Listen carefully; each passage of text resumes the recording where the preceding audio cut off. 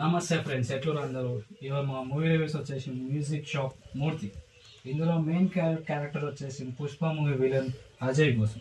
Cinema స్టోరీలోకి వెళ్తే cinema లో బడ్జెట్ మూవీ అండ్ సినిమా చాలా బాగుంది. సినిమా స్టోరీలోకి వెళ్తే సంగీతం అనే ఒక ఇష్టం ఉండి పల్లెటూరులో 30 సంవత్సరాలు కంప్యూటర్ షాప్ పెట్టుకొని ఉన్న అతనికి ఇదే 30 సంవత్సరాల నుంచి టెక్నాలజీ, అదే ఇంటర్నెట్ ఉండడం, ఇల్లు కడవడం కష్టంగా ఉండడంతో